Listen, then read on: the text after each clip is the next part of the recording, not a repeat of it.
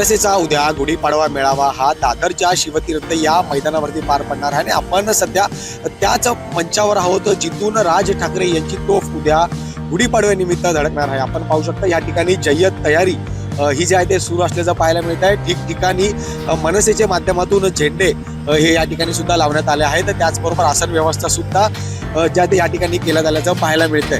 त्याचबरोबर प्रामुख्याने या स्टेजवरती खरं तर आपण पाहू शकतो की भव्य दिव्य असा हा स्टेज या ठिकाणी उभारण्यात आला आहे आणि उद्या याच मंचावरून खरं तर राज ठाकरे हे सर्व मनसैनिकांना ज्या ते संबोधणार आहेत। मात्र दुसरीकडे आपण पाहू शकता की या स्टेजच्या खरं तर भोवती एक पोस्टर त्या ठिकाणी लावण्यात आल्याचं पाहायला मिळतंय। मी महाराष्ट्राचा, महाराष्ट्र माझा अशा पद्धतीचा एक पोस्टर या स्टेजच्या भोवती लावण्यात आल्याचं पाहायला मिळतं आणि प्रामुख्याने आपण पाहिलं की राज ठाकरे यांची सततची भूमिका ही महाराष्ट्राच्या हितासाठी असेल। त्याचबरोबर मराठीच्या मुद्द्यावरती खरं तर राज ठाकरे हे नेहमीच आक्रमक असलेले पाहायला मिळाले आणि नेमकं उद्या राज ठाकरे हे या मंचावरनं कोणत्या विषयावरती भाष्य करणार हे सुद्धा पाहणं तितकंच महत्त्वाचं असणार आहे। आपण या संपूर्ण मैदानाच्या ठिकाणची व्यवस्था पाहिली तर या ठिकाणी 2 डीजे आहेत ते VIP मान्यवरांसाठी आकारण्यात आले आहेत। त्या ठिकाणी पाहू शकता की मनसेचे महत्त्वाचे सर्व नेते पदाधिकारी हे या पहिल्या ठिकाणच्या पहिल्या रांगेत खरं तर आसन करतील। त्यानंतर याच्या मागे या